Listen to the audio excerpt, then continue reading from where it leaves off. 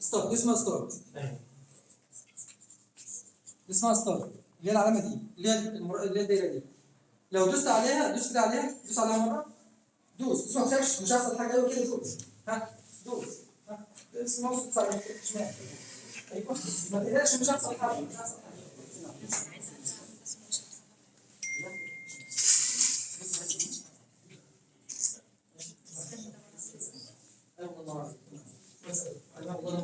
ايوه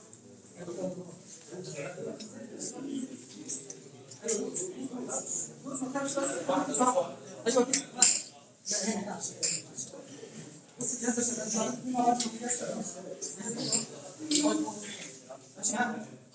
خلاص كده. ارجع تاني. خليكم معايا. بص الموضوع سهل على فكره، الموضوع سهل. عندك الكيبورد بتاعتك اهي. يبقى اول حاجه خدنا حاجه واحده بس، اللي هي علبه ستارت فين؟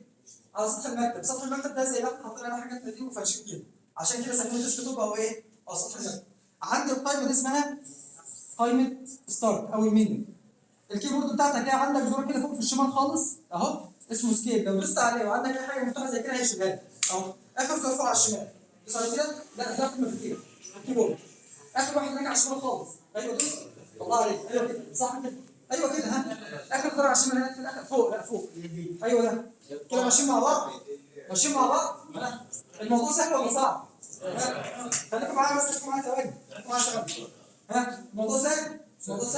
طيب بصوا معايا. احنا خدنا الزرار ده. هو عارف هيكمل. ماشي. لا هي مش هتقعد معانا، هي معاك مش هتقعد. بصوا معايا كده. كمل معايا. كمل الخطوه الثانيه. كمل الخطوه الثانيه. على الديسك توب ده هتيجي بالماوس اللي هي دي اهي، وتقوم لازق كليك يمين. كل يعمل كده في اي مكان فاضي على الديسك توب ده، في مكان فاضي كده، في مكان فاضي فوق، في اي مكان فاضي، وتدوس كليك يمين واثبت على كده. كليك يمين. ايوه ايوه.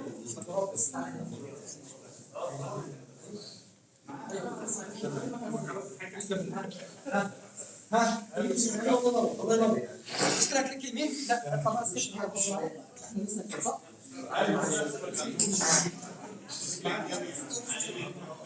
دوس كليك يمين كله. الموضوع سهل ولا صعب؟ سهل ولا صعب؟ كليك يمين. بص ايوه. الله عليك. انزل بقى كده معايا. بصوا معايا يا شباب. ازيك يا